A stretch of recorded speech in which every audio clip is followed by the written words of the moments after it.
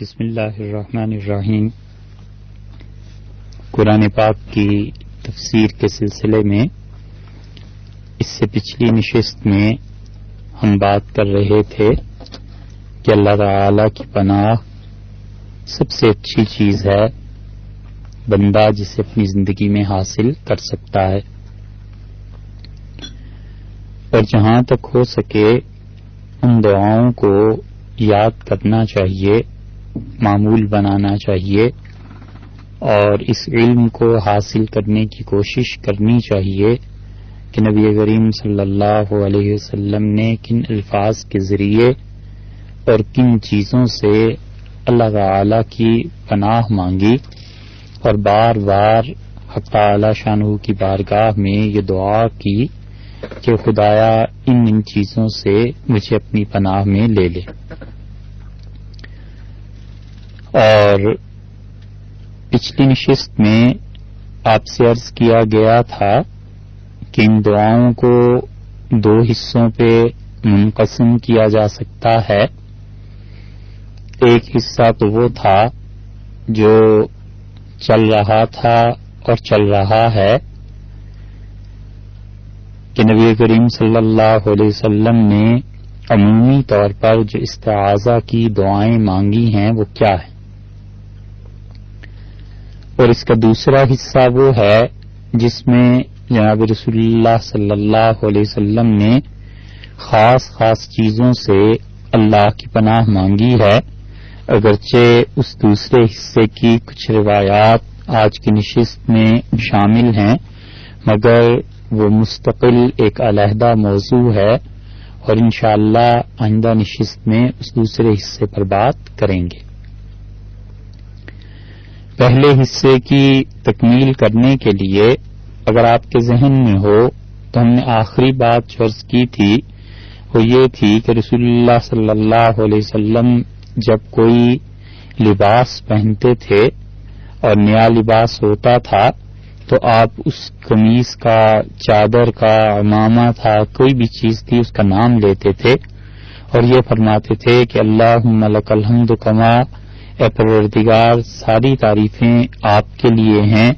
کما کسوتنی ہی، جیسے اللہ آپ نے مجھے یہ لباس پہنایا ہے، اسألک خیرہ، اللہ میں اس لباس کی خیریت مانگتا ہوں، یعنی یہ دیرپا ہو جائے، یہ جلدی بوسیدہ نہ ہو جائے، پھٹ نہ جائے، کسی حادثے میں ضائع نہ ہو جائے، وخیر ما صنع لہ، اور اللہ میں آپ سے اس چیز کی بھی خیر طلب کرتا ہوں جس مقصد کے لیے یہ لباس بنایا گیا ہے وہ مقصد پورا ہو۔ اشیاء کا اعتبار اپنے مقاصد سے ہوتا ہے، فقہا نے یہ اصول لکھا ہے اور اپنی زندگی میں یہ اصول ہمیشہ رکھنا چاہیے کہ ہر چیز کا اعتبار اس کے مقصد کے ساتھ ہے، اور جتنا مقصد عظیم ہوتا چلا جاتا ہے اتنی اشیاء میں عظمت بڑھتی چلی جاتی ہے۔ اب کوئی آدمی کمبل اوڑھتا ہے تو اس کا مقصد یہ ہے کہ وہ اپنے آپ کو سردی سے بچاتا ہے، آگ لگ جائے اور کوئی آدمی کمبل لپیٹ لے تو اس کا مطلب یہ ہے کہ وہ اپنے آپ کو آگ سے بچانا چاہتا ہے، اور کوئی موٹا کپڑا اپنے جسم پر ڈال دیا اس نے تاکہ آگ میں اور اس کی جلد میں وہ آڑ بن جائے۔ تو اشیاء اپنے مقاصد کے تحت گنی جاتی ہیں۔ اسی طرح لباس جو ہے اس کو بھی سوچنا چاہیے کہ کس مقصد کے لیے پہنا جاتا ہے۔ اللہ تعالی نے قرآن پاک میں اس کے مقاصد بھی ارشاد فرمائے ہیں، اور رسول اللہ صلی اللہ علیہ وسلم نے دعا مانگی کہ خیر ما صنع لہ، اللہ جس مقصد کے لیے یہ لباس پہنا جاتا ہے اس میں بھی خیر ہو۔ لباس سطر کی حفاظت کے لیے پہنا جاتا ہے،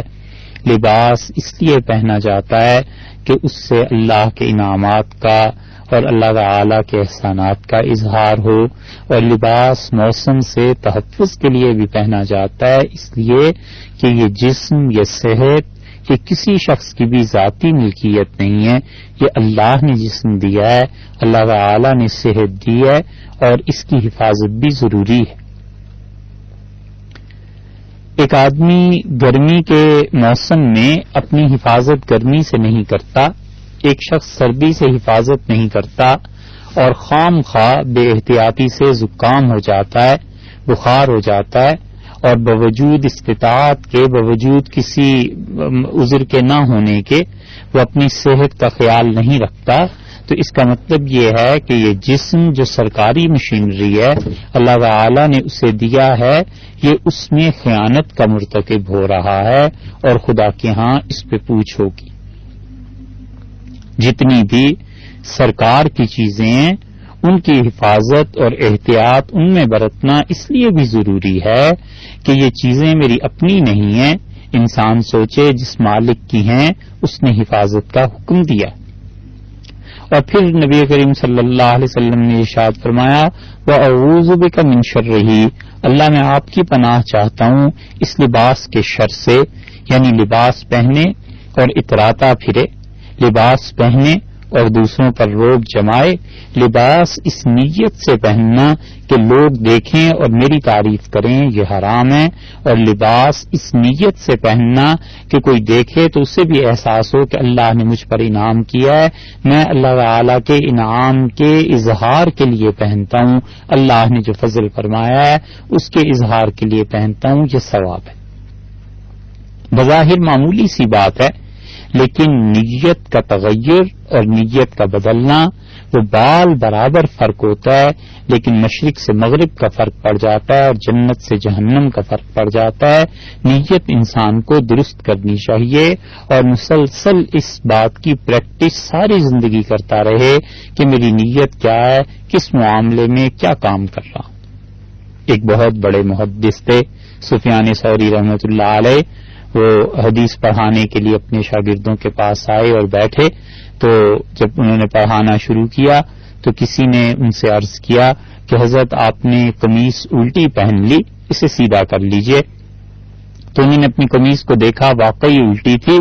تو انہوں نے کہا کہ بچوں سبق پڑھو اور حدیث شریف پڑھاتے رہے۔ کسی نے پھر عرض کیا کہ حضرت اسے سیدھا کر لیں، تو کہنے لگے کہ یہ قمیص صبح اللہ کے لیے پہنی تھی، نیت یہی تھی کہ اللہ تعالی نے حکم دیا لباس پہننے کا اس لیے پہنتا ہوں، اب یہ قمیص سیدھی کر کے تمہارے لیے پہنوں تو صبح کا پہننا اللہ کے لیے تھا، خالق کے لیے تھا، اب یہ دوپہر کا پہننا مخلوق کے لیے اور تمہارے لیے ہے، میری نیت خراب نہ کرو، میں اپنی نیت کے اجر کو ضائع نہیں کرنا چاہتا۔ یہی واقعہ بعض محدثین نے بعض اور ائمہ کی طرف منسوب کیا ہے، واقعہ کسی کا بھی ہو ہمارے لیے سمجھنے کی بات اس میں یہ ہے کہ انسان کو اپنے تمام اعمال میں نیت کو دیکھنا چاہیے کہ یہ کام میں کس نیت سے کر رہا ہوں۔ پھر نبی کریم صلی اللہ علیہ وسلم نے ارشاد فرمایا وَشَرِّ مَا صُنِعَ لَهُ، اور اللہ جس مقصد کے لیے یہ لباس پہنا جاتا ہے اس کے شر سے بھی تیری حفاظت، تیری پناہ چاہتا ہوں۔ انسان مقاصد کو دیکھے، کبھی کبھی مقاصد کے تحت جو اسباب اختیار کرتا ہے مقاصد میں شر ہوتا ہے، کوئی شر کا کام کرنا مقصود ہو جاتا ہے انسان کا، اللہ سے بار بار اس چیز کی پناہ مانگنی چاہیے۔ تو اشیاء اپنے مقاصد کے تحت ہوتی ہیں کہ کس چیز کا کیا مقصد، اور یہ بھی سوچنا چاہیے کہ ہماری زندگی کا بھی کوئی مقصد ہے یا نہیں۔ کیا زندگی کے مقاصد صرف اتنے ہیں کہ تعلیم، اور وہ بھی رائج شدہ مروجہ تعلیم حاصل کر لی جائے، پھر پیسہ کمایا جائے، وقت آنے پہ شادی ہو جائے، بچے آ جائیں، اور بچوں کے بعد پھر ان کے لیے معاش کی دو میں زندگی گزار کے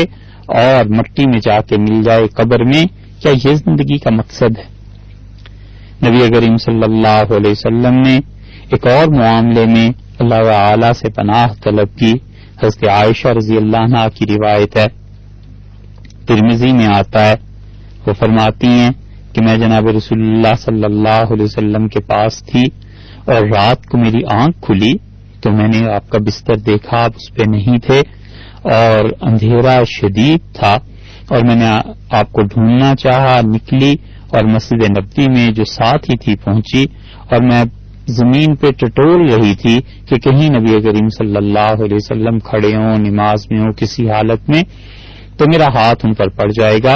اور شدید اندھیرے میں کچھ دکھائی نہیں دے رہا تھا، تو فرماتی ہیں کہ میرا ہاتھ نبی کریم صلی اللہ علیہ وسلم کے پاؤں مبارک پر پڑا تو آپ اس وقت سجدے میں تھے اور اللہ تعالی کے حضور میں یوں عرض کر رہے تھے اعوذ برضاک من سخطک، اللہ میں آپ کی ناراضگی، آپ کے غصے سے آپ کی پناہ چاہتا ہوں، آپ کی رضا چاہتا ہوں۔ وبمعافاتک من عقوبتک، اور اللہ آپ کی سزا سے بچنے کے لیے آپ کی عافیت چاہتا ہوں کہ سزائیں نہ مل جائیں۔ لا احصی ثناء علیک، اور اللہ میں آپ کی ایسی ثنا، ایسی تعریف بیان کروں میرے مالک جیسا تیری ذات کا حق ہے یہ نہیں ہو سکتا۔ انت کما اثنیت علی نفسک، اللہ آپ بس ایسے ہی اچھے ہیں جیسے آپ نے خود اپنے لیے تعریف کے جملے ارشاد فرما دیے ہیں۔ آپ کی ایسی تعریف جو آپ کا حق بنتا ہے یہ میرے بس کی بات نہیں۔ حضرت انس رضی اللہ عنہ کی روایت بھی آئی ہے، وہ کہتے تھے کہ جناب رسول اللہ صلی اللہ علیہ وسلم عام طور پر یہ دعا مانگا کرتے تھے۔ امام نسائی رحمۃ اللہ علیہ نے اپنی سنن نسائی میں اس روایت کی حدیث بیان کی ہے کہ حضرت انس رضی اللہ عنہ نے کہا کہ نبی کریم صلی اللہ علیہ وسلم یوں فرماتے تھے اللہم انی اعوذ بک من الجنون، اللہ میں آپ کی پناہ چاہتا ہوں پاگل پن سے۔ پاگل پن کبھی یہ بھی ہوتا ہے کہ انسان کا دماغ کام کرنا چھوڑ دے، اور پاگل پن کبھی یہ بھی ہوتا ہے کہ انسان کسی فضول اور بیکار چیز کے پیچھے پڑ جائے اور اسے دنیا میں اس چیز کے علاوہ کوئی نظر ہی نہ آئے۔ یہ جذبہ جس کے تحت انسان کے دماغ میں بعض لوگوں کے ساتھ یہ ہوتا ہے کہ جو ان کے دماغ میں آ جائے پھر اس کے لیے اپنی ساری کوششیں اور ہمت صرف کر دیتے ہیں، یہ جذبہ اچھا بھی ہے برا بھی ہے۔ جب انسان کے ذہن میں اچھی چیز آ جائے اور وہ اس اچھائی کو حاصل کرنے کے لیے، وہ اس بلندی کو حاصل کرنے کے لیے، وہ اچھے عہدے اور اچھے مقام کو حاصل کرنے کے لیے اپنی صلاحیتیں صرف کرتا ہے، یہ بڑی اچھی بات ہے۔ اللہ کے ہاں اگر اس کی نیت درست ہے تو اجر اور ثواب بھی ملے گا۔ اور کبھی کبھی یہ پاگل پن خدا کی نافرمانی میں اور گناہ میں بھی شامل ہو جاتا ہے۔ اس کی متعدد مثالیں آپ کے سامنے ہیں۔ بہت سے لوگوں کو آپ دیکھیے، مثلاً کسی بچے کو فلم دیکھنے کا شوق ہے تو لڑائی ہو رہی ہے، گریبان چاک کیے جا رہے ہیں کہ کسی طرح ٹکٹ مل جائے اور یہ فلم تو دیکھنی ہی دیکھنی ہے۔ یہ پاگل پن کی علامات ہیں کہ اس انسان نے اپنی زندگی کو، اپنے قیمتی لمحات کو کتنی فضول چیز کے لیے ضائع کیا۔ یہ ایک طرح کا جنون اس پہ سوار ہے۔ تو نبی کریم صلی اللہ علیہ وسلم نے پناہ مانگی اور یوں عرض کیا کہ اللہم انی اعوذ بک من الجنون، اللہ پاگل پن سے میں آپ کی پناہ مانگتا ہوں، والجزامی، اور اللہ کوڑ سے آپ کی پناہ مانگتا ہوں۔ کوڑ کا مرض لگ جاتا ہے انسانوں کو۔ عرض کیا کہ اللہ آپ کی پناہ مانگتا ہوں، والبرسی، اور اللہ برس کے مرض سے سفید داغ جسم پر پڑ جاتے ہیں۔ یہ عرض کیا کہ اللہ آپ کی پناہ مانگتا ہوں، وسیء الاسقام، اور اللہ جتنی بھی بری بیماریاں ہیں خدایا سب سے میں تیری پناہ چاہتا ہوں۔ انسان بیمار ہو جاتا ہے اور بیماری سے شفا حاصل کرنے کے بہت سے طریقے ہیں، ان تمام طریقوں پر غور کرنا چاہیے۔ بیماری سے شفا کے لیے صرف یہی طریقہ نہیں ہے کہ ڈاکٹر کے پاس چلے جائیں اور اس سے علاج کرائیں، اور بھی متعدد طریقے آئے ہیں۔ مثلا بیماری سے بچنے کے لیے شریعت نے ایک یہ طریقہ بھی بتلایا ہے کہ انسان جب بیمار ہو جائے تو وہ صدقہ کرے اور اللہ کے حضور میں اس صدقے میں کوئی چیز پیش کرے تاکہ اس انسان کی بیماری ٹل جائے۔ اسی طرح بیماری کو دور کرنے کے لیے توبہ بھی ایک طریقہ ہے کہ خدایا کسی گناہ کی وجہ سے میں اس پکڑ میں آ گیا ہوں، اور اللہ تعالی سے اس گناہ کی معافی مانگتا رہے۔ جناب رسول اللہ صلی اللہ علیہ وسلم نے فرمایا مومن بھی بیمار ہوتا ہے اور منافق بھی بیمار ہوتا ہے، اور مومن جب بیمار ہوتا ہے تو وہ سوچتا ہے کہ میں کس وجہ سے بیمار ہو گیا ہوں، اور پھر اسے جب سمجھ آتی ہے تو اللہ سے توبہ کرتا ہے، اللہ سے معافی مانگتا ہے۔ مراد یہ، اور آپ نے فرمایا منافق انسان بیمار ہوتا ہے پھر اسے صحت ہو جاتی ہے، ٹھیک ہو جاتا ہے، تو آپ نے فرمایا اس کی مثال اس اونٹ کی طرح سمجھو کہ جب اس نے شروع کی اونٹ نے تو اس کے مالک نے اسے کھونٹے سے باندھ دیا، اور جب کو کچھ وقت گزرا تو پھر اس کے مالک نے کھول دیا، تو اونٹ اتنا بے وقوف ہے کہ اسے نہ تو یہ سمجھ آئی کہ مجھے مالک نے باندھا کیوں تھا، نہ اسے اس کا پتا چلا کہ مجھے کھول کیوں دیا۔ بس منافق انسان کی بھی یہی حالت ہوتی ہے کہ وہ بیمار ہوتا ہے تو وہ پھر بھی نہیں سوچتا کہ میں کیوں بیمار ہو گیا ہوں، پھر اسے شفا مل جاتی ہے تو وہ یہ بھی نہیں سوچتا کہ مجھے کیوں شفا دے دی گئی۔ اس لیے معلوم ہوتا ہے کہ بیماری کبھی کبھی جسمانی طور پر گناہوں کی وجہ سے بھی آ جاتی ہے، اس کا حل یہ ہے کہ اللہ تعالی سے استغفار کرے، اور اسی طرح بیماری اس طرح سے بھی آ جاتی ہے کہ انسان کے خود اپنی بے احتیاطی کو دخل ہوتا ہے، احتیاطی تدابیر اور اسی طرح پرہیز، یہ سب چیزیں شریعت نے بتلائی ہیں، ان چیزوں کو کرنا چاہیے۔ اور بیماری کا ایک اور علاج بھی ہے، اور وہ یہ کہ انسان جب بیمار ہو جائے تو اللہ تعالی سے دعا مانگتا رہے اپنی شفا کے لیے اور اپنی صحت کے لیے، یہ بھی بیماری کا علاج ہے۔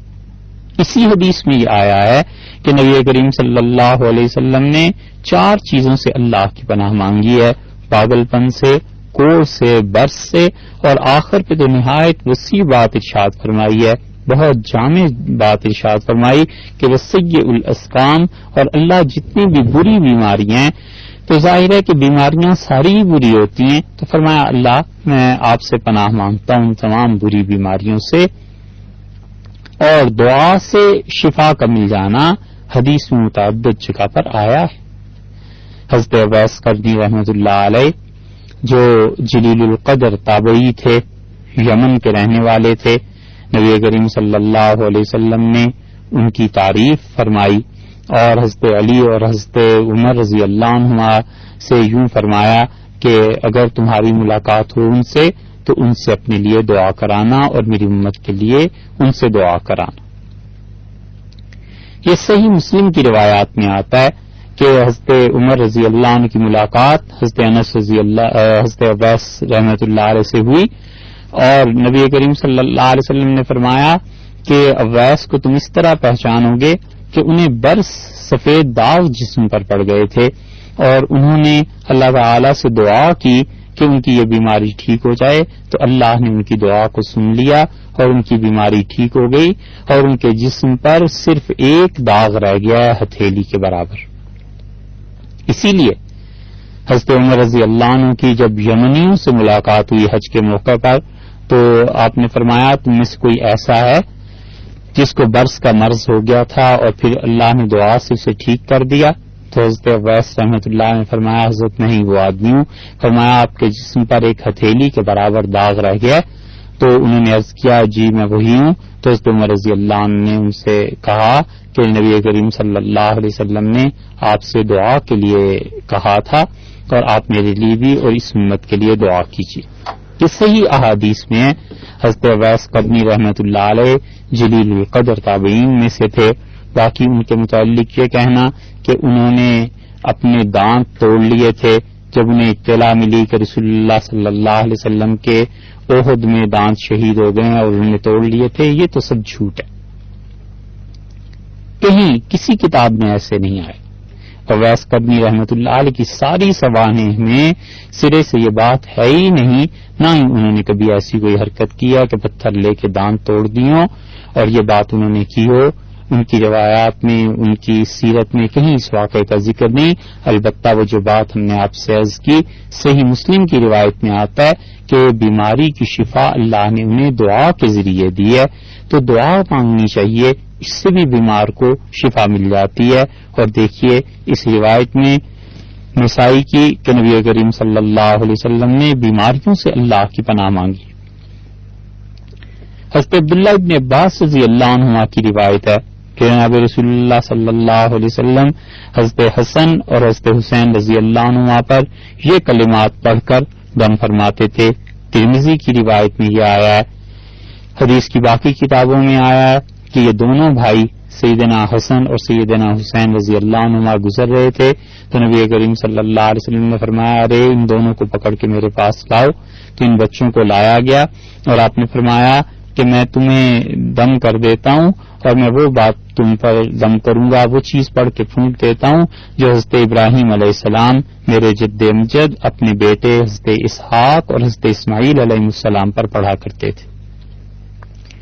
اور پھر رسول اللہ صلی اللہ علیہ وسلم نے یہ بات پڑھی، یہ بات ارشاد فرمائی کہ اعوذکما، میں تم دونوں کو اللہ کی پناہ میں دیتا ہوں، بکلمات اللہ التامۃ، اللہ کے پورے پورے کلمات کے ذریعے خدا کی پناہ میں دیتا ہوں، من کل شیطان، ہر شیطان کے اثر سے، وہامہ، اور ہر ڈسنے والے زہریلے کیڑے کے اثر سے، ومن کل عین لامہ، اور ہر اس آنکھ سے جو نظر بد لگا دیتی. حضرت حسن حضرت حسین رضی اللہ عنہ کو نبی کریم صلی اللہ علیہ وسلم نے پہلی یہ بات ارشاد فرمائی کہ اللہ کے پورے پورے کلمات، یعنی وہ کلمات جن میں برکت ہوتی ہے، وہ کلمات جو اللہ تعالیٰ کو پسند ہیں، ان کے ذریعے میں تمہیں خدا کی پناہ میں دیتا ہوں. اور 3 چیزوں سے خدا کی پناہ دی ہے. ایک تو فرمایا کہ من کل شیطان، ہر شیطان کے اثر سے اللہ کی پناہ میں دیتا ہوں. شیطان انسانوں میں بھی ہوتے ہیں، شیطان جنات میں بھی ہوتے ہیں. قرآن پاک میں آیا ہے من الجنت والناس، اور اللہ کی پناہ اس سے وہ جو شر والے لوگ ہوں یا جنات ہوں سب سے. اور بسا اوقات انسان کی صورت میں جو شیطان ہوتا ہے وہ تو اصل شیطان سے بھی برے کام کرتا ہے. ہر وہ چیز جو اللہ کی یاد سے غافل کر دے وہ شیطان ہے. ہر وہ چیز جس میں مصروف ہو کر اللہ کو آدمی بھول جائے، خدا کے احکامات کو بھول جائے، اللہ کا خوف دل سے جاتا رہے اور بندے کی شرم و حیا جاتی رہے، وہ شیطان نہیں ہے تو اور کیا ہے. کیسا جامع جملہ ارشاد فرمایا ہے کہ من کل شیطان، میں ہر شیطان سے اللہ کی پناہ میں تمہیں دیتا ہوں، وہامہ، اور زہریلے کیڑے کے اثر سے، کوئی ڈسنے والی چیز تمہیں ڈس لے اس سے. کیونکہ بچہ جو ہوتا ہے وہ تو بسا اوقات سانپ کو دیکھتا ہے تو اس کی رنگینی اور خوبصورتی کی وجہ سے اسے بھی پکڑنا چاہتا ہے، انگارے کو دیکھتا ہے اسے چھونا چاہتا ہے. بچے کو کچھ معلوم نہیں ہو سکتا کہ یہ چیز کیا ہے جب تک کہ اس کا اثر اس کے جسم پر مرتب نہ ہو جائے.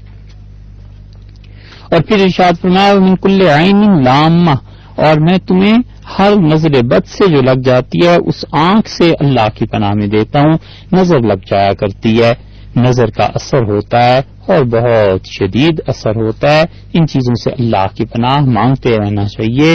نظر اتنی شدید چیز ہے کہ انسان کو قبر میں اور جانور کو ہنڈیا میں اتار دیتی. اپنے آپ کو محفوظ رکھنا چاہیے. لوگوں میں اول تو تعلیم نہیں، اور جو تعلیم آ بھی رہی ہے وہ اس کا ایک کمال یہ بھی ہے کہ وہ اپنے اسلاف پہ، اپنے بڑوں پر اعتماد اٹھانے والی بات کر دیتی ہے، اور پھر پڑھ لکھ کے یہ سوچتے ہیں شاید ہم سے پہلے جو تھے ان کو تو کچھ عقل اور شعور تھا ہی نہیں. یہ جو پچھلے وقتوں میں لوگ اپنے بچوں کو نظر سے بچاتے تھے، لوگ کھانے پینے کی چیزوں کو ڈھانپ کر رکھتے تھے، لوگ اچھے لباس کے لیے احتیاط کرتے تھے، لوگ مکان بناتے تھے، اسے نظر سے بچاتے تھے. ان تمام کی تمام چیزوں کی اصل ہے اس لیے کہ رسول اللہ صلی اللہ علیہ وسلم نے خود یہ بات ارشاد فرمائی ہے کہ نظر لگانے والی آنکھ، اس سے تمہیں میں اللہ کی پناہ میں دیتا ہوں. اور اسی وجہ سے متعدد روایات میں آیا ہے کہ نبی کریم صلی اللہ علیہ وسلم نے کسی کو بیمار دیکھا تو آپ نے فرمایا کہ وہ اسے تو نظر لگ گئی ہے، فلاں کی نظر لگ گئی ہے، اور آپ نے فرمایا کہ اس نظر کو اتارنے کے لیے یہ چیزیں پڑھو. اور اس قسم کی متعدد روایات ملیں گی. اس لیے نظر سے حفاظت کرنی چاہیے، اس وجہ سے بھی کہ نظر لگ جاتی ہے، اور اس وجہ سے بھی کہ انسان پر جب اللہ تعالی کے احسانات زیادہ ہوتے ہیں تو بعض اوقات وہ محسود بن جاتا ہے، لوگ اس سے حسد کرنے لگتے ہیں. تو جہاں تک ہو سکے انسان کو خام خواہ نمائش کی چیزوں میں نہیں پڑنا چاہیے، جہاں تک ہو سکے اللہ کی پناہ مانگتے رہنا چاہیے. حضرت ابو ہریرہ رضی اللہ عنہ کی روایت میں آتا ہے کہ ایک شخص نبی کریم صلی اللہ علیہ وسلم کی خدمت میں حاضر ہوا اور معذرت پیش کی کہ کل میں آپ کی خدمت میں حاضر نہیں ہو سکا کیونکہ مجھے بچھو نے کاٹ لیا تھا. تو نبی کریم صلی اللہ علیہ وسلم نے فرمایا اگر تم شام کو یہ دعا مانگ لیتے تو تمہیں یہ بچھو کبھی تکلیف نہ پہنچا سکتا. اور مسلم کے لفظ یہ ہیں کہ آپ نے فرمایا تم یوں پڑھ لیتے کہ اعوذ بکلمات اللہ التامات من شر ما خلق، میں اللہ کی پناہ مانگتا ہوں ان اچھے کلمات کے ذریعے سے، پورے اللہ کے جو کلمے ہیں ان کے ذریعے سے، ہر چیز کے شر سے جو اللہ نے پیدا فرمائی۔ ہر چیز جس میں شر ہے، اگرچہ اس کی تخلیق اللہ ہی نے کی ہے، مگر اس میں جو شر ہے خدایا میں اس سے تیری پناہ مانگتا ہوں۔ انسانوں میں شر ہوتا ہے، ان کے لیے بھی یہ پڑھا جا سکتا ہے، جانوروں میں شر ہوتا ہے، ان کے لیے بھی یہ پڑھا جا سکتا ہے۔ تو بچھو کے زہر سے، بچھو کے ڈنک سے اپنے آپ کو محفوظ رکھنے کے لیے حضرت صلی اللہ علیہ وسلم نے انہی کی تلقین فرمایا۔ حضرت عبداللہ ابن سرجس رضی اللہ عنہ نے ارشاد فرمایا کہ نبی کریم صلی اللہ علیہ وسلم جب سفر کا آغاز کرتے تھے، نسائی کی روایت میں آتا ہے، تو انہوں نے کہا کہ آپ ہمیشہ یہ دعا مانگتے تھے اور یوں اللہ تعالی کے بارگاہ میں سفر کے آغاز میں عرض کرتے تھے، اللہم انی اعوذ بک من وعثاء السفر، اے اللہ میں آپ کی پناہ مانگتا ہوں سفر کی مشقت سے۔ سفر میں تھک جاتا ہے انسان، مشقت پیش آتی ہے، کبھی کبھی اور مصیبتیں گھیر لیتی ہیں، تو سب سے پہلے خدا کی پناہ مانگی کہ خدایا میں تیری پناہ چاہتا ہوں من وعثاء السفر، اللہ سفر کی مشقت سے، وکآبۃ المنقلب، اور اللہ اس بات سے تیری پناہ مانگتا ہوں کہ جس مقصد کے لیے سفر کر رہا ہوں اس سے ناکام لوٹ آؤں۔ انسان سفر مقاصد کے تحت کیا کرتا ہے، حج کا سفر کرتا ہے اللہ کی رضا اور خوشنودی کے لیے، چلنے سے پہلے یہ دعا مانگتا ہے، تو اس کا مطلب یہ ہے کہ خدایا میرے اس سفر کو ناکام نہ کرنا، ناکام نہ بنا، یعنی آپ کی رضا اس سفر سے مطلوب ہے، خدایا اس سفر کے ذریعے اس کے بعد جو عمل کروں گا اس کے ذریعے سے مجھ سے راضی ہو جائے۔ انسان سفر کرتا ہے اس لیے کہ جا کے کاروبار کرے، تجارت کرے، تو یہ دعا مانگتا ہے وکآبۃ المنقلب، اور اللہ میں اس سے پناہ چاہتا ہوں کہ جس مقصد کے لیے سفر کر رہا ہوں ناکام لوٹ آؤں، یعنی جو تجارت کے لیے سفر کر رہا ہوں تو خدایا تجارت میں نفع ہو۔ کہیں منڈی اور کہیں اپنے لیے بازار تلاش کرنا ہے، جو مصنوعات ہیں انہیں مارکیٹ میں لانا ہے، تو انسان کو دعا سکھائی کہ یوں اللہ سے مانگ کے پھر گھر سے نکلے، پھر سفر کا آغاز کرے، یا سفر کے آغاز میں یہ دعا پڑھے۔ رشتہ لینے کے لیے جانا ہے، اس کے لیے سفر کر رہا ہے، اس کے لیے یہ دعا مانگنی چاہیے۔ اسی طرح قرض کسی سے واپس لینا ہے، اس کے لیے الغرض متعدد کام ہیں جن کے لیے انسان سفر کرتا ہے، تو رسول اللہ صلی اللہ علیہ وسلم نے کتنی جامع بات ارشاد فرما دی کہ وکآبۃ المنقلب، اور اللہ اس سے پناہ مانگتا ہوں کہ جس مقصد کے لیے سفر کر رہا ہوں اس میں ناکامی ہو جائے، فالحور بعد القور، اور اللہ اس سے بھی پناہ مانگتا ہوں کہ کسی چیز میں اضافے کے بعد پھر نقصان ہو جائے، یعنی یہ سفر میرا اضافے کی بجائے نقصان کر دے۔ گھر میں عزت تھی، اس سفر سے ذلت آ گئی، گھر میں آرام سے تھا، اس سفر سے مصیبت آ گئی، گھر میں اچھائی تھی وطن میں اور اس سفر سے برائی آ گئی۔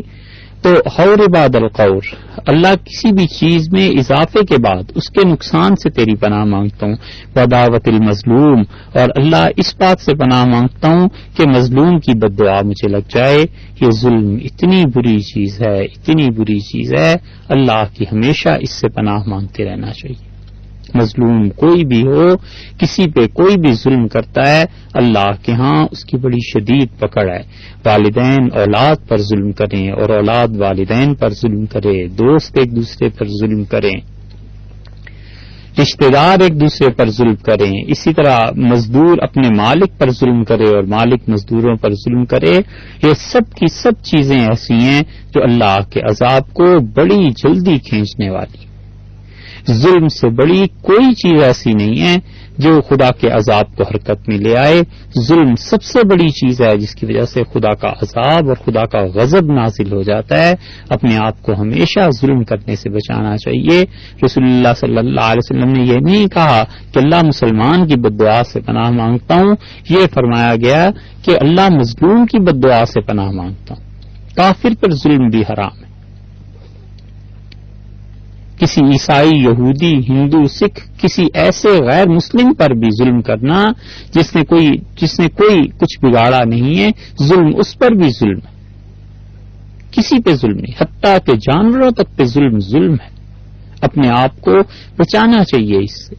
بہت سے لوگ اپنی زبان کے ذریعے ظلم کرتے ہیں، جو منہ میں آیا کہہ دیا، یہ خیال ہی نہیں رکھا کہ میرے اس ایک جملے سے کسی انسان کی ذہنی کیفیت کتنی تکلیف میں مبتلا ہو سکتا ہے، وہ کسی انسان کو کتنی اذیت پہنچ سکتی ہے، کسی انسان کے معاملات میں کتنا فرق پڑ سکتا ہے۔ اسی طرح عورتوں پر ظلم کرنا، لڑائی، مار، یہ اس قسم کی چیزیں، بچوں پر ظلم کرنا، یہ سب کی سب چیزیں ایسی ہیں جن سے خدا کی پناہ مانگنی چاہیے۔ برتن توڑنے پر ماں مارنا شروع کر دیتی ہے بچوں کو، یہ ظلم ہے۔ ابن عبد البر نے اسد الغابہ میں یہ حدیث نقل کی ہے کہ برتن توڑنے کے متعلق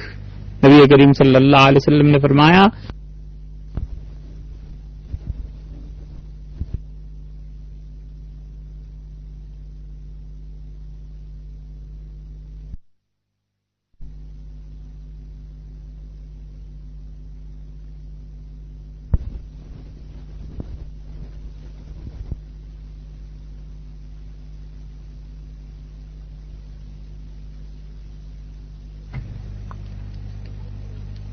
برتن توڑنے کے متعلق فرمایا،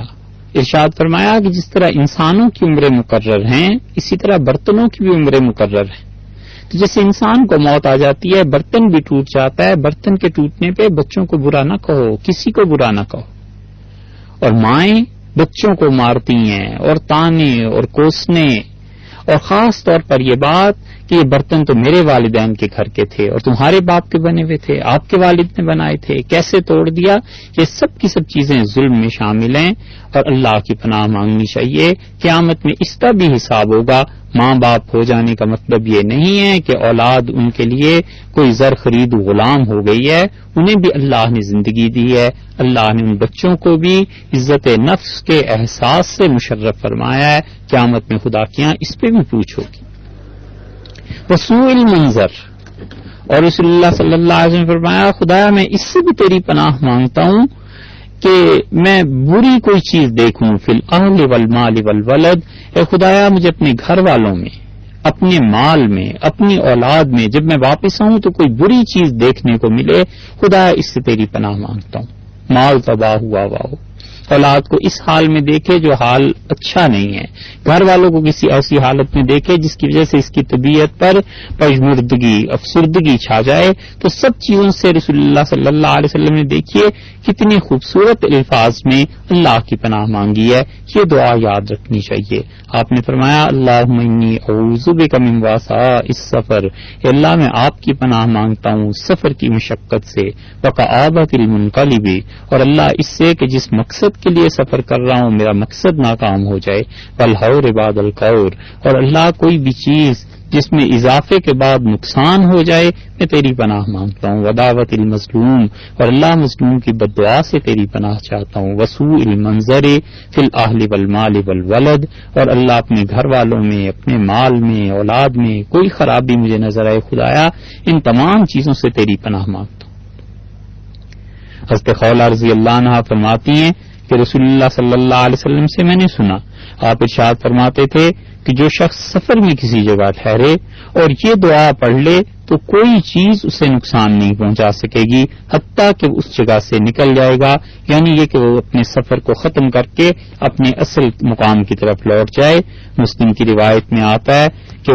حضرت صلی اللہ علیہ وسلم نے یہ جملہ بتلایا تھا کہ اعوذ بکلمات اللہ التامات من شر ما خلق، اللہ میں تیرے پورے کلمات کے ذریعے خدایا تیری پناہ میں آتا ہوں ہر اس چیز کے شر سے جو تو نے پیدا فرمائی۔ حضرت عبداللہ ابن عمر رضی اللہ عنہ فرماتے تھے کہ رسول اللہ صلی اللہ علیہ وسلم جب سفر فرماتے اور رات آنا شروع ہوتی، سورج ڈوبنا شروع ہوتا، تو سفر میں ابو داؤد کی روایت میں آیا ہے کہ آپ یہ دعا مانگتے اور یوں عرض کرتے اللہ تعالی سے کہ یا ارض ربی و ربک اللہ، اے زمین تیرا اور میرا پروردگار اللہ ہی ہے۔ زمین کو مخاطب فرماتے، اس کائنات کی ایک ایک چیز اللہ کی تسبیح بیان کرتی ہے، اس کائنات کی ایک ایک چیز میں زندگی پائی جاتی ہے، ہم نہ سمجھ سکیں یہ ایک الگ بات ہے، ہمیں ان کی زندگی کا اور ان کی موت کا احساس نہ ہو یہ ایک الگ بات ہے، وگرنہ زندگی تو ان میں بھی موجود ہے، زمین میں بھی، آسمان میں بھی. اسی لیے قرآن پاک میں ایک جگہ آیا ہے، اللہ تعالی نے فرمایا ہے کہ فما بکت علیہم السماء، اور فرعون کے مرنے پر آسمان نہیں رویا. تو اس سے معلوم ہوتا ہے کہ کچھ لوگوں کی موت پر آسمان بھی روتا ہے، اور کچھ لوگوں کی موت پر زمین کو بھی دکھ ہوتا ہے، اور کچھ لوگوں کی موت سے زمین کو بھی خوشی ہوتی ہے، اور کچھ لوگوں کے مرنے پہ آسمان بھی سکھ کا سانس لیتا ہے. اللہ سے پناہ مانگنی چاہیے کہ انسان اتنا برا ہو کہ زمین اس کے مرنے پر خوش ہو اور آسمان کو بھی سانس ملے. اس زمین میں بھی زندگی ہے. اسی لیے تو رسول اللہ صلی اللہ علیہ وسلم سے مخاطب فرما کے کہتے ہیں کہ یا ربی و ربک اللہ، اے زمین تیرا اور میرا پروردگار اللہ ہے. اعوذ باللہ من شر کا، اے زمین میں تیرے شر سے اللہ کی پناہ مانگتا ہوں. وہ شر ما فی کے، من شر کے و من شر ما فی کے، اور جو کچھ شر تجھ میں ہے. وہ شر ما خلق کا فی کے، اور تجھ میں جو چیز شر کی پیدا کی گئی ہے. وہ شر ما یدب علیہ کے، اور جو چیزیں تجھ پر چلتی پھرتی ہیں، انسان ہیں، جانور ہیں، سب کے شر سے میں اللہ کی پناہ چاہتا ہوں. زمین پہ چلنے پھرنے والوں میں سب سے زیادہ شر جس چیز میں پایا جاتا ہے اور سب سے زیادہ خیر جس میں چیز میں پائی جاتی ہے وہ انسان ہی ہے. جب یہ شر کرنے پر آ جائے تو کوئی بڑے سے بڑا شریر اس کا صحیح و مقابل نہیں ہو سکتا، اور جب اس سے خیر کے چشمے پھوٹتے ہیں تو پھر ساری کائنات کی خیر اور نیکی اس میں جمع ہو جاتی ہے. اسی لیے رسول اللہ صلی اللہ علیہ وسلم نے فرمایا کہ بڑے مبارک ہیں وہ لوگ جو برائی کے لیے تالے کی مانند ہو جاتے ہیں، اور آپ نے فرمایا خیر کا منبع اور مرکز بن جاتے ہیں. اور بدترین ہیں وہ لوگ جو خیر اور بھلائی کے لیے تالا بن جاتے ہیں اور شر اور برائی کا منبع اور مرکز بن جاتے ہیں. ابن ماجہ کی روایت میں آیا. پھر رسول اللہ صلی اللہ علیہ وسلم رات کے آنے سے یہ دعا مانگتے تھے جب سفر میں ہوتے تھے، وَأَعُوذُ بِاللَّهِ مِنْ أَسَدٍ، اور اللہ میں آپ کی پناہ مانگتا ہوں شیر سے، وَأَسْوَدٍ، اور اللہ اژدہا سے، سیاہ چیزوں سے، وَمِنَ الْحَيَّةِ وَالْعَقْرَبِ، اور اللہ سانپ سے اور بچھو کے شر سے، وَمِنْ شَرِّ سَاكِنِ الْبَلَدِ، اور اللہ جو شہر میں رہتے ہیں ان کے شر سے تیری پناہ مانگتا ہوں، مِنْ وَالِدٍ وَمَا وَلَدَ، اور اللہ باپ ان کے شر سے اور جو ان کی اولادیں ہیں ان کے شر سے. اس دعا کی اہمیت کا احساس اس انسان کو ہو سکتا ہے جو سفر کرنے کا عادی ہو اور کسی شہر میں کسی گاؤں میں پہنچ جائے اور ناوارد ہو اور کوئی اس کا جاننے والا نہ ہو، تو اس سے پوچھئے کہ اس کے دل پر کیا گزرتی ہے اور اللہ سے کیسے وہ مانگتا ہے کہ خدایا اس شہر میں جو بسنے والے ہیں ان کے شر سے میں تیری پناہ چاہتا ہوں. امیر المومنین سیدنا علی رضی اللہ عنہ فرماتے تھے کہ جناب رسول اللہ صلی اللہ علیہ وسلم جب وتر کی نماز پڑھ لیتے تھے تو اس کے آخر پر یہ دعا مانگا کرتے تھے، یعنی دعائے قنوت کے بعد. نسائی کی روایت میں آیا ہے اور امام نسائی رحمۃ اللہ علیہ نے تو اس پہ باب باندھا ہے کہ اب دعا فی الوتر، وتر میں دعا کا مانگنا. اور اس میں یہ روایت لائیں کہ حضرت صلی اللہ علیہ وسلم اللہ تعالی کی بارگاہ میں یوں عرض کرتے تھے، اللہم انی اعوذ برضاک من سخطک، اے اللہ میں آپ کی پناہ چاہتا ہوں، آپ مجھ سے خوش رہیں، آپ کے غصے سے خدایا آپ کی پناہ چاہتا ہوں، وبمعافاتک من عقوبتک، اور اللہ آپ سے عافیت طلب کرتا ہوں اور آپ کی جو انتقام اور آپ کی طرف سے جو بدلہ لیا جاتا ہے اللہ اس سے تیری پناہ چاہتا ہوں. ترمذی کی روایت میں آیا ہے نبی کریم صلی اللہ علیہ وسلم نے فرمایا صلی اللہ العافیت والیقین، اللہ سے ہمیشہ خیر مانگو اور خدا سے ہمیشہ یقین مانگو اس کے ذات کے ہونے کا، اور کوئی شخص ان دو چیزوں سے بہتر چیزوں سے نہیں نوازا گیا. اور ایک جگہ فرمایا سب سے اچھی چیز جو لوگوں کو عطا کی گئی ہے وہ عافیت ہے، خیر ہے، اور دوسری چیز اللہ کی ذات کا یقین ہے. اور وہی بات یہاں بھی ہے کہ ارشاد فرما رہے ہیں کہ حضرت علی رضی اللہ عنہ کی یوں عرض کرتے تھے رسول اللہ صلی اللہ علیہ وسلم کہ اے خدایا میں تیری ناراضگی اور غصے سے تیری پناہ مانگتا ہوں، عافیت میں مجھے رکھنا. وَأَعُوذُ بِكَ مِنْكَ لَا أُحْصِي ثَنَاءً عَلَيْكَ، اور اللہ میں آپ سے آپ ہی کی پناہ چاہتا ہوں، یعنی آپ کے غصے سے آپ ہی کی پناہ میں آتا ہوں. اور پروردگار آپ کی تعریف کا حق ادا کرنا یہ کسی کے بس کی بات نہیں ہے. انت کما اثنیت علی نفسی کا، اور اللہ آپ ایسے ہی ہیں جیسے آپ نے ارشاد فرمایا ہے، جیسے آپ نے اپنی تعریف بیان کر دی. حضرت خالد بن ولید رضی اللہ عنہ نے صلح حدیبیہ کے بعد 7 ہجری میں ہجرت کی، بعض روایات میں 8 کا بھی آیا ہے، اور جب وہ حضرت صلی اللہ علیہ وسلم کی خدمت میں پہنچے ہیں تو ان کے بھائی نے عرض کیا کہ حضرت صلی اللہ علیہ وسلم سے کہ میرے بھائی خالد آ رہے ہیں، تو رسول اللہ صلی اللہ علیہ وسلم نے فرمایا کہ خالد جیسا انسان اب تک اسلام سے غافل، مجھے بڑا تعجب ہے۔ تو بھائی نے حضرت خالد رضی اللہ عنہ سے جا کے کہا کہ جلدی کرو، رسول اللہ صلی اللہ علیہ وسلم کو تمہارا انتظار ہے، اور انہوں نے یوں ارشاد فرمایا ہے کہ خالد جیسا انسان اور اسلام سے غافل۔ ان کی محبت ان کے شوق کو مہمیز لگی، اور ان کے جذبات اور ان کا حاضری کا جو جذبہ اور اندیا تھا اس نے مزید رنگ پکڑا، اور وہ بھاگے رسول اللہ صلی اللہ علیہ وسلم کی خدمت میں حاضر ہوئے اور اس کے بعد اسلام قبول کیا۔ تو انہوں نے نبی کریم صلی اللہ علیہ وسلم سے عرض کیا کہ میں رات کو بعض پریشانیوں کی وجہ سے سو نہیں پاتا۔ یہ ایسی مشکل ہے جو بالعموم لوگوں میں پائی جاتی ہے، کسی کو قرض کی پریشانی ہے، کسی کو گھر کی پریشانی ہے، کسی کو اپنے حالات کی پریشانی ہے، کسی کو کہیں محبت اور تعلق ہے اس جدائی کی پریشانی ہے، اولاد سے جدائی کی پریشانی ہے، کئی ایک چیزیں ہیں جن کی وجہ سے رات کو نیند اڑ جاتی ہے۔ تو انہوں نے عرض کیا کہ اللہ کے رسول رات کو سو نہیں پاتا، تو مجھے کچھ ارشاد فرمائیے۔ رسول اللہ صلی اللہ علیہ وسلم نے فرمایا، ترمذی کی روایت میں آتا ہے، آپ نے فرمایا جب تم خالد بستر پر لیٹو تو یوں اللہ سے دعا مانگا کرو، اللہم رب السماوات السبع وما اضلت، اے وہ ذات، اے وہ پروردگار جو 7 آسمانوں کا رب ہے اور آسمانوں نے جن چیزوں پر سایہ کیا ہوا ہے ان چیزوں کا بھی رب ہے، وَرَبَّ الْأَرْضِينَ وَمَا أَقَلَّتْ، اور اللہ آپ زمینوں کے بھی پروردگار ہیں اور زمینوں نے جن چیزوں کو اٹھایا ہوا ہے خدایا اس کا بھی تو ہی رب ہے، وَرَبَّ الشَّيَاطِينَ وَمَا أَضَلَّتْ، اور اے اللہ شیاطین بھی تیری مخلوق میں سے ہیں اور جن کو وہ گمراہ کرتے ہیں خدایا وہ بھی تیری مخلوق ہے۔ تو اللہ جب آسمان بھی تیرے قبضے میں اور جن چیزوں پر آسمان نے سایہ کیا وہ بھی آپ کے قبضے میں، اللہ زمینیں بھی آپ کی اور زمینوں پر جتنی چیزیں ہیں وہ بھی آپ کی، اور شیاطین بھی آپ کی مخلوق اور جن کو وہ گمراہ کرتے ہیں خدایا وہ بھی آپ کی مخلوق میں، تو میرے پروردگار یوں کر دیجئے کہ کلی جارم من شر خلقے کا کلہم جمیعاً، اللہ اپنی ساری مخلوق کے شر کے مقابلے میں خدایا تو مجھے اپنی پناہ میں لے۔ اس جملے کا کوئی جواب ہو سکتا ہے؟ کتنی بڑی بات ارشاد فرمائی ہے کہ یوں عرض کرے کہ کلی جارم من شر خلقے کا کلہم جمیعاً، اللہ جتنی بھی تیری مخلوق ہے نا اس سب کے شر سے میرے پروردگار تو میرا ہمسایہ بن جا، اللہ مجھے اپنی پناہ میں لے لے۔ اللہ اس بات سے کہ ان یفرط علی احد منہم، اس تیری ساری مخلوق میں سے کوئی شخص مجھ پر زیادتی کر جائے خدایا مجھے اس سے بچا، اس سے محفوظ رکھ۔ آپ سوچئے کوئی ایسی چیز پھر رہ گئی جو اس زمین سے باہر ہو، جو آسمان کے سائے تلے سے بھی باہر ہو، اور کوئی ایسا شیطان اور اس کے گمراہ کنندہ رہ گئے جو اللہ کی گرفت سے باہر ہو؟ حضرت خالد رضی اللہ عنہ کو تلقین فرمایا کہ یوں کہا کرو، یہ دعا مانگا کرو کہ یفرط علی احد منہم، اللہ اس تیری ساری مخلوق میں سے کوئی بھی کہ مجھ پر زیادتی کر جائے کہ پروردگار میں تیری پناہ مانگتا ہوں، اور یبغیا، اور یا اللہ وہ مجھ پر کوئی ناجائز کوئی ایسی زیادتی کی بات کر دے خدایا آپ کی پناہ، عز جارک، اللہ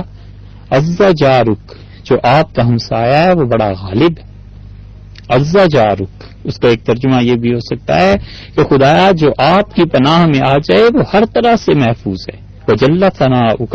اور اللہ آپ کی ثنا بہت بڑی چیز ہے، ولا الہ غیرک، اور اللہ آپ کے علاوہ تو کوئی الہ نہیں، اللہ میں پھر اقرار کرتا ہوں کہ لا الہ الا انت، خدایا آپ کے علاوہ کوئی نہیں ہے۔ یہ رسول اللہ صلی اللہ علیہ وسلم نے حضرت خالد رضی اللہ عنہ کو تلقین کی کہ یوں کہا کرو جب تم سونے لگو، اور حضرت علی رضی اللہ عنہ انہیں رسول اللہ صلی اللہ علیہ وسلم نے ایک اور دعا تلقین فرمائی اور فرمایا کہ علی جب بستر پر لیٹ جاؤ تو یوں مانگا کرو. اور ایک روایت میں آتا ہے پہلے رضی اللہ عنہ کہتے ہیں کہ خود ابو داؤد کی روایت میں ہے کہ رسول اللہ صلی اللہ علیہ وسلم خود یوں دعا مانگتے تھے جب بستر پر لیٹ جاتے تھے تو فرماتے تھے کہ اللہم انی اعوذ بوجہک الکریم، اے اللہ میں آپ کے قابل صد احترام چہرے وکلماتک التامات، اور اللہ آپ کے مکمل کلام جتنا بھی تیرا کلام ہے خدایا اس کے ذریعے میں تیری پناہ میں آتا ہوں، من شر، ہر اس چیز کے شر سے، ما انت آخذ بناصیتہ، خدایا ہر اس چیز کے شر سے جس کی پیشانی تیرے ہاتھ میں ہے، تیرے قبضے میں. کون ہے جس کی پیشانی اور جس کی ذات اللہ کی گرفت سے باہر ہو؟ اللہم انت تکشف المغرمہ، اللہ آپ ہی ہیں جو قرض کے بوجھ کو ختم کر دیتے ہیں، والمأثمہ، اور اللہ آپ ہی ہیں جو گناہ کی عادت کو ختم کر دیتے ہیں. انسان قرض کے بوجھ میں دب جاتا ہے، گناہ کی بعض عادتیں ایسی پڑ جاتی ہیں کہ مدت العمر انسان ان سے جان نہیں چھڑا سکتا. چاہتا ہے کہ گناہ کی عادت کو چھوڑ دے مگر طبیعت، ماحول، بعض اشیاء ایسی شامل ہو جاتی ہیں جن کی وجہ سے اس گناہ کی عادت سے ہٹنا دشوار ہو جاتا ہے. اللہ سے یوں دعا مانگے لیٹ کے کہ اللہم انت تکشف المغرم والمأثم، اور اللہ آپ ہی ہیں جو قرض کے بوجھ سے اور گناہ کی عادت سے نجات دے دیتے ہیں، ختم کر دیتے ہیں. اللہم لا یہزم جندک، اور اللہ آپ کے لشکر کو تو شکست نہیں ہوتی. اللہم لا یہزم جندک، اور اللہ آپ کے لشکر کو تو شکست نہیں ہوتی. ولا یخلف وعدک، اور اللہ آپ کا جو وعدہ ہے اس کی کوئی خلاف ورزی نہیں کی جاتی. ولا ینفع ذا الجد منک الجد، اور اللہ کسی بڑے سے بڑے شخص کی بڑائی تیرے سامنے کچھ کام نہیں آتی. سبحانک و بحمدک، اللہ آپ ہر عیب سے پاک ہیں. اللہ ساری تعریفیں آپ کے لیے ہیں. رسول اللہ صلی اللہ علیہ وسلم نے حضرت علی رضی اللہ عنہ کو رات کو سونے سے پہلے یہ دعا تلقین کی، اور حضرت برا بن عازب رضی اللہ عنہ فرماتے تھے کہ رسول اللہ صلی اللہ علیہ وسلم نے مجھ سے فرمایا کہ جب تم سونے کا ارادہ کرو تو برا ایسے وضو کرو جیسے نماز کے لیے وضو کرتے ہو، اور پھر دائیں کروٹ پر لیٹ جاؤ، اور پھر رسول اللہ صلی اللہ علیہ وسلم نے یوں دعا مانگا کرو کہ اللہم انی اسلمت وجہی الیک، اللہ میں نے اپنے آپ کو آپ کے حوالے کر دیا. وفوضت امری الیک، اور اللہ میں نے اپنے سارے کام آپ کے حوالے کر دیے، جو کام ہوئے ہیں جو نہیں ہوئے اب خدایا میں سوتا ہوں یہ سب چیزیں تیرے حوالے. والجأت ظہری الیک، اور اللہ میں نے اپنے آپ کو آپ کی پناہ میں دے دیا، آپ کو اپنا ماوا اور ملجا ٹھہرا لیا. رغبتاً و رہبتاً الیک، اللہ تیرے عذاب سے ڈرتے ہوئے، خدایا تجھ پہ ایمان لاتے ہوئے، تیری پسندیدہ چیزوں کی خواہش کرتے ہوئے. لا ملجا ولا منجا منک الا الیک، اللہ تیری گرفت سے، تیرے عذاب سے بچانے والا اور اللہ ان چیزوں سے نجات دینے والا تیرے علاوہ کوئی نہیں. اور سو رہا ہوں تو یہ اقرار کرتا ہوں کہ آمنت بکتابک الذی انزلت، اللہ اس کتاب پر ایمان لایا، اس قرآن پہ جو آپ نے نازل کی. ونبیک الذی ارسلت، اور اللہ اس نبی صلی اللہ علیہ وسلم پہ جسے تو نے بھیجا ہے. مسلم کی روایت میں یہ لفظ آئے ہیں. اور پھر رسول اللہ صلی اللہ علیہ وسلم نے فرمایا بس برا اس کے بعد کبھی کسی سے کوئی بات نہیں کرنی، بس چپ ہو جاؤ، سو جاؤ. یہ جو رسول اللہ صلی اللہ علیہ وسلم نے منع کیا ہے نا کہ اس دعا کے بعد کسی سے بات نہیں کرنی، یہ اصل ہے ان تمام چیزوں کی جو بعض رات کہتے ہیں کہ فلاں وظیفہ پڑھنا ہے اور اس میں کسی سے بات نہیں کرنی، اس کی اصل اسی حدیث سے ثابت ہوتی. اور آپ نے فرمایا برا اگر تمہیں اس کے بعد موت آ گئی رات کو تو مت علی الفطرہ، ایمان کی موت مرو گی. بہت مرتبہ ایسے ہوتا ہے کہ سوتے میں موت آ جاتی ہے، پتہ ہی نہیں چلتا. تو کم سے کم ایمان کی حالت میں تو دنیا سے گیا، کم سے کم تو بات کہنے کی ہے. اور سب سے بڑی بات ہے ہی یہ کہ وہ اپنا ایمان لے کے دنیا سے چلا جائے. اس سے بڑی خوش قسمتی کی بات کیا ہو سکتی ہے؟ یہ سب چیزیں رسول اللہ صلی اللہ علیہ وسلم نے ان تینوں صحابہ کرام رضی اللہ عنہ کو سونے سے پہلے سکھائی ہیں اور بتلایا ہے کہ یوں اللہ سے پناہ مانگا کرو. حضرت عبداللہ بن عمر بن العاص رضی اللہ عنہ، ان کی روایت میں آتا ہے کہ رسول اللہ صلی اللہ علیہ وسلم سے انہوں نے عرض کیا کہ نیند میں ڈر جاتا ہوں. تو حضرت صلی اللہ علیہ وسلم نے فرمایا کہ اللہ کی پناہ مانگو، دعا کیا کرو، اور دعا سکھائی. اور آپ نے فرمایا جو نیند میں ڈر جاؤ تو ترمذی کی روایت میں آتا ہے، فرمایا کہ یوں دعا مانگا کرو، اعوذ بکلمات اللہ التامات من غضبہ و عقابہ، اللہ میں پورے آپ کے کلام کے ذریعے آپ کی پناہ میں آتا ہوں، اللہ آپ کے غضب سے، آپ کی گرفت سے، وشر عبادہ، اور اللہ تیری مخلوق کا جو شر ہے اس سے، ومن ہمزات الشیاطین، اور اللہ شیطان مجھے چھو جائیں، وَإِن يَحْضُرُونَ، اور اللہ شیاطین میرے پاس آئیں، خدا ان سب چیزوں سے تیری پناہ مانگتا ہوں۔ اور پھر رسول اللہ صلی اللہ علیہ وسلم نے فرمایا تمہیں کوئی نقصان نہیں پہنچ سکے گا۔ اور ترمذی کی روایت میں آیا ہے کہ عبداللہ بن عمر بن العاص رضی اللہ عنہ اپنے بچوں کو یہ دعا سکھاتے تھے جو بڑے ہوتے تھے، اور جو بچے بڑے نہیں ہوتے تھے تو ایک کاغذ پر لکھ کر یہ دعا ان کے گلے میں لٹکا دیا کرتے تھے۔ یہ ہے تعویذ کی اصل کہ حضرت صلی اللہ علیہ وسلم نے جو کچھ دعاؤں نے بتائی تھی، یہ حضرت عبداللہ بن عمر بن العاص رضی اللہ عنہما جو بچے دعا نہیں مانگ سکتے تھے، رات کو سونے سے پہلے نہیں پڑھ سکتے تھے، یہ لکھ کر ان کے گلے میں ڈال دیتے تھے۔